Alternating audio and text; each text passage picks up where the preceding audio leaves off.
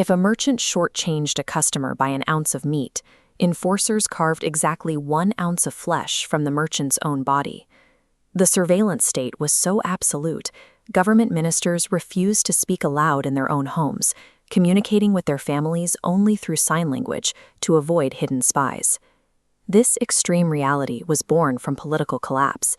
The ruling Mamluk dynasty was fracturing, dangerously weakened after leaving control of the empire in the hands of a 3-year-old child. And right at this moment of maximum vulnerability, the world's most lethal military force was marching toward the border, the Mongols. India was facing total annihilation. Surviving the unstoppable threat outside the gates would require an even more terrifying presence inside them. Alauddin Khalji was a low-ranking commander, publicly humiliated by his royal wife, and desperate to secure real leverage. To build his own power base, he launched a rogue military campaign against a neighboring province without permission, capturing a massive hoard of unauthorized gold. When the reigning sultan, Khalji's own uncle, came to discipline him, Khalji feigned extreme remorse. He lured his uncle onto an isolated boat for a peaceful meeting, where his men ambushed and assassinated the ruler. Facing an outraged public in Delhi, Khalji silenced the rebellion by literally buying their loyalty. He loaded cannons with gold coins and fired them directly into the streets, distracting the populace with sudden wealth. He successfully stole the throne, but he inherited a logistical nightmare. With the state fractured and the Mongol horde approaching, Khalji engineered radical solutions to keep his new empire from being wiped off the map. This map illustrates his first systemic fix. Khalji created India's first permanent standing army of 500,000 soldiers. To prevent corruption, he paid cash salaries, ordered detailed physical descriptions for every soldier, and branded state horses like license plates. Absolute discipline was his strict baseline. During a major clash with the Mongols, his most talented general, Zafar Khan, aggressively launched a devastatingly successful cavalry attack without waiting for Khalji's explicit command. When Zafar Khan fell into a Mongol trap and requested reinforcements, Khalji refused. He let his best general die simply for breaking the chain of command. For Khalji, a perfectly obedient, predictable machine was vastly more important to the empire's survival than the heroics of any individual man. Paying cash to 500,000 men created an immediate crisis.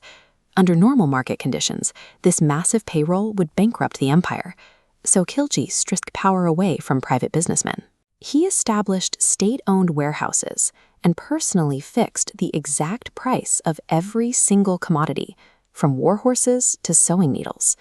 This diagram outlines his terrifying intelligence apparatus.